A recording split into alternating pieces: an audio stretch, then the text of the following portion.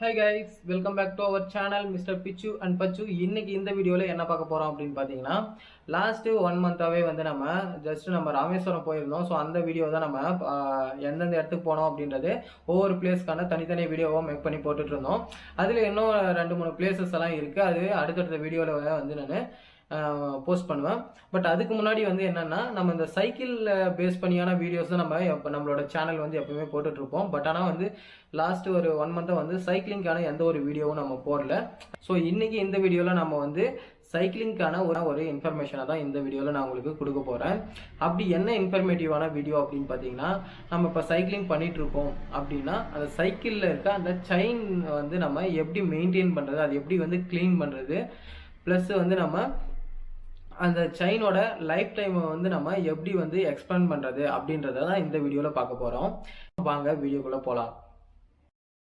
வீடியோக்குள்ள வந்ததுமே கண்டிப்பா உங்களுக்கு ஒரு கொஸ்டின் இருக்கும். சைக்கிள் செயின் கிளீன் பண்றதெல்லாம் எங்களுக்கே தெரியுமே ப்ரோ, இதுல நீங்க புதுசா என்ன சொல்ல போறீங்க அப்படின்றதுதான். சைக்கிளோட செயினை கிளீன் பண்றது பெரிய விஷயம் இல்ல, அந்த செயினை கிளீன் பண்றதுனால நம்ம சைக்கிளுக்கு என்னென்ன பெனிஃபிட்லாம் இருக்கு அப்படின்றத இந்த வீடியோல பார்க்க போறோம்.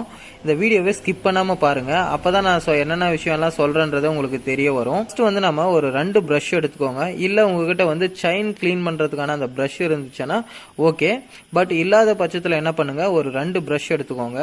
இந்த 2 பிரஷோட கேப்ல பாத்தீங்கன்னா செயினை வச்சுட்டு மேலே ஒரு ப்ரஷும் கீழே ஒரு ப்ரஷும் வச்சுட்டு லப்பர் பேண்ட் இருந்தால் லப்பர் பேண்ட் போட்டுக்கோங்க. இல்லை வந்து கையில் வந்து நல்லா டைட்டாக வந்து ஃபோல்டு பண்ணிக்கிட்டு அந்த ப்ரஷ்ஷை வச்சு நல்லா அந்த செயினில் வந்து ப்ரஷ் பண்ணுங்க.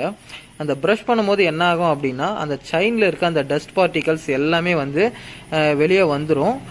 அதுக்கு முன்னாடி பார்த்தீங்கன்னா வந்து அந்த மாதிரி ரஃப் பண்ணிகிட்டே இருக்கும்போது அடிக்கடி வந்து அந்த ப்ரஷ்ஷை வந்து க்ளீன் பண்ணுங்க.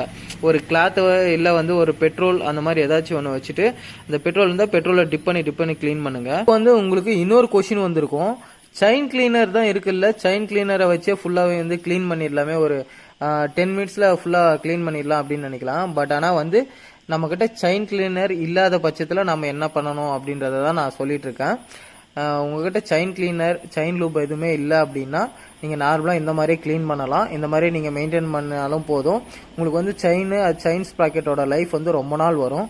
ஸோ அதுதான் நான் இப்போ சொல்லிட்டு இருக்கேன். இந்த மாதிரி வந்து நீங்கள் ஃபுல்லாக வந்து செயினை வந்து ஃபுல்லாக ப்ரஷ்ஷை வச்சு நீங்கள் க்ளீன் பண்ணது முடிச்சதுக்கப்புறம் உங்களோட செயின் ஸ்ப்ராக்கெட்டை வந்து க்ளீன் பண்ண ஸ்டார்ட் பண்ணுங்கள்.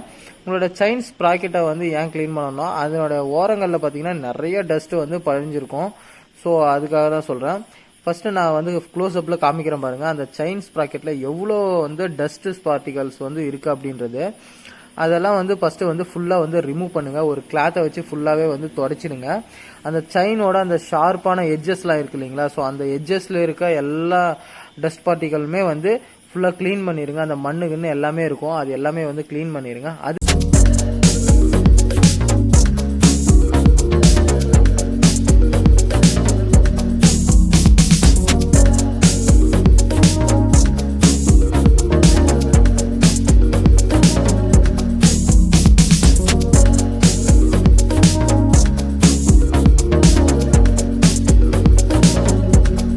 அதுக்கப்புறம் பார்த்தீங்கன்னா ஒரு கிளாத்தை வச்சு உங்களோட செயினை க்ளீன் பண்ண ஸ்டார்ட் பண்ணுங்க.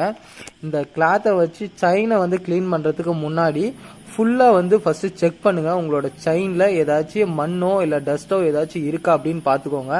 ஏன் சொல்கிறேன் அப்படின்னா, சப்போஸ் உங்கள் செயினில் ஏதாச்சும் மண்ணோ டஸ்ட்டோ இருந்துச்சு அப்படின்னா அந்த மண்ணோ அந்த டஸ்டெல்லாம் வந்து அந்த செயினுக்கு உள்ளே வந்து நம்ம அழுத்தி துடைக்கும் போது வந்து பார்த்தீங்கன்னா உள்ளே போயிடும். ஸோ வந்து நீங்கள் அந்த செயினை க்ளீன் பண்ணதுக்கான எந்த ஒரு யூஸுமே இல்லாமல் இருக்கும். ஓகேங்களா? ஸோ இப்போ பார்த்தீங்கன்னா வந்து ஃபுல்லாகவே வந்து இந்த செயின் ஸ்ப்ராக்கெட்டு எல்லாமே வந்து பார்த்தீங்கன்னா ஃபுல்லாக க்ளீன் பண்ணிட்டேன். ஸோ அதுக்கப்புறமா வந்து நான் என்ன பண்ணுறேன்னா செயினை வந்து நான் வந்து ஃபிக்ஸ் பண்ணிக்க போகிறேன். இதில் இன்னொரு விஷயம் என்னன்னா, நீங்கள் இந்த செயின் ஸ்ப்ராக்கெட்டில் இருக்க அந்த ஷார்ப் எட்ஜஸ்லாம் இருக்கு இல்லைங்களா, ஸோ நீங்கள் சைக்கிள் வந்து புதுசாக வாங்கும் போது நீங்கள் நோட் பண்ணியிருந்தீங்கன்னா தெரியும், அந்த ஷார்ப் எட்ஜஸ்லாம் பார்த்தீங்கன்னா இந்த அளவுக்கு வந்து ஷார்ப்பாக எப்பவுமே இருக்காது. நீங்கள் வாங்கும் போது பார்த்தீங்கன்னா அந்த ஷார்ப்னஸ் வந்து ரொம்ப கம்மியாக இருக்கும். ஸோ பார்த்தீங்கன்னா வந்து அந்த லைட்டாக அந்த வளைஞ்ச மாதிரி இருக்கும், வந்து ரொம்ப ஷார்ப்பாக இல்லாமல் கொஞ்சமாக வளைஞ்ச மாதிரி இருக்கும். ஸோ அது ஏன் அப்படின்னா, அப்படி இருந்தால் மட்டும்தான் நம்மளோட செயின் வந்து அடிக்கடி வந்து விழாது. கண்டினியூஸாக நம்ம எவ்வளோ தூரம் நம்ம ஓட்டிட்டு போனாலும் சரி என்ன பண்ணாலும் சரி செயின் வந்து அடிக்கடி விழாமல் நம்ம லாங் டிரைவ் பண்ண முடியும்.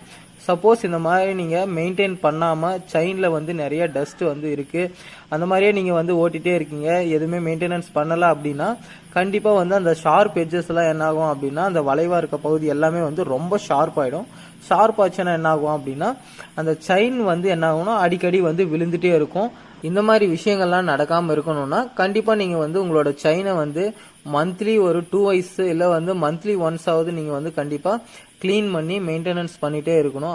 அப்போதான் உங்களோட சைக்கிளோட செயின் ஸ்ப்ராக்கெட்டோட லைஃப் வந்து ரொம்ப நாள் வரும். என்னடா சைக்கிள் செயின் க்ளீன் பண்ணுற மாதிரி வந்து டக்குன்னு சைக்கிளை கவுத்து போட்டு வீலை கழட்டிட்டு இருக்கான்னு பார்க்காதீங்க. ஒன்றும் இல்லை, என்னோட சைக்கிள் செயின் வந்து கொஞ்சம் லூஸாக இருக்குது, ஸோ அதை கொஞ்சம் டைட் பண்ணிக்கலாம் அப்படின்னு சொல்லிட்டு தான் கொஞ்சம் இப்போ பண்ணிகிட்ருக்கேன். ஃபஸ்ட்டு வந்து நீங்கள் வீலில் ரிமூவ் பண்ணும்போது ஃபஸ்ட்டு செக் பண்ணிக்கோங்க எந்த அளவுக்கு வந்து நீங்கள் டைட் பண்ணணும் அப்படின்றத. ஃபஸ்ட்டு நீங்கள் ஃபுல்லாக வந்து அந்த ரிமூவ் பண்ணும் போது அதில் ஏதாச்சும் டஸ்ட் இருந்தாலும் அதுவும் ஃபுல்லாக க்ளீன் பண்ணிவிட்டு அதுக்கப்புறம் வந்து பார்த்தீங்கன்னா நீங்கள் எவ்வளோ டைட் வேணுமோ அந்த அளவுக்கு வந்து நீங்கள் டைட் வச்சு நீங்கள் டைட் பண்ணி விட்டுருங்க. நீங்கள் வந்து ஃபஸ்ட்டு வந்து நீங்கள் டைட் பண்ணும்போது என்ன அப்படின்னா உங்களோட வீலோட அலைன்மெண்ட் வந்து கரெக்டாக இருக்கணும். ஒன் சைடு வந்து நீங்கள் டைட் பண்ணும்போது ஒன் சைடு வந்து கொஞ்சம் வீல் அலைன்மெண்ட் வந்து சேஞ்ச் ஆனாலுமே அந்த பிரேக் அந்த லிவர் வந்து என்ன ஆகும்னா ஒன் சைடு வந்து டைட்டாக பிடிக்கும். அப்போ வந்து நம்ம ஓட்டும் போது பார்த்தீங்கன்னா சவுண்டோ அந்த மாதிரி எல்லாமே வரும். நீங்கள் இந்த மாதிரி வந்து அட்ஜஸ்ட் பண்ணும் போது உங்களுக்கு தெரிஞ்சால் அட்ஜஸ்ட் பண்ணுங்கள், இல்லைனா வந்து மெக்கானிக் ஷெட்டில் கூட விட்டு நீங்கள் அட்ஜஸ்ட் பண்ணிக்கோங்க. பட் ஆனால் வந்து நீங்கள் இந்த மாதிரி அட்ஜஸ்ட் பண்ணும்போது பார்த்து வந்து வீலோட அலைன்மெண்ட்டை வந்து கரெக்டாக பண்ணுங்கள், சென்டராக இருக்க மாதிரி வச்சு நீங்கள் கரெக்டாக பண்ணுங்கள்.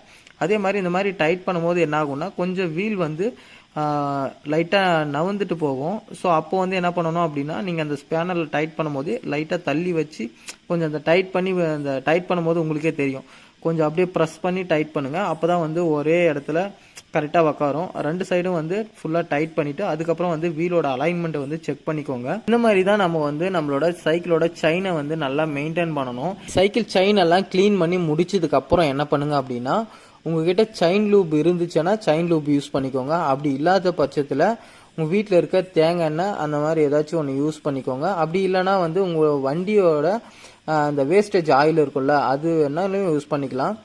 என்னோட சைக்கிள் வாங்கி நான் 4 இயர்ஸாக வந்து யூஸ் பண்ணிட்டு இருக்கேன். இந்த 4 இயர்ஸும் பார்த்தீங்கன்னா இந்த மாதிரி தான் நான் வந்து என்னோட சைக்கிளை மெயின்டைன் பண்ணிட்டு இருக்கேன். இது வரைக்கும் எந்த ஒரு ப்ராப்ளமும் வந்ததில்லை, அடிக்கடி செயின் விழுந்ததில்லை.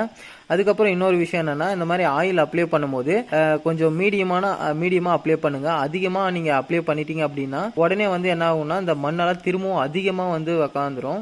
ஸோ அப்போ வந்து திரும்ப நீங்கள் வந்து க்ளீன் பண்ணுற மாதிரி இருக்கும். செயின் ஸ்ப்ராக்கெட்டோட லைஃபும் பார்த்தீங்கன்னா வந்து சீக்கிரமாக தேஞ்சு போகிறதுக்கான வாய்ப்பு இருக்குது. அதனால் கொஞ்சமாக வந்து யூஸ் பண்ணுங்கள்.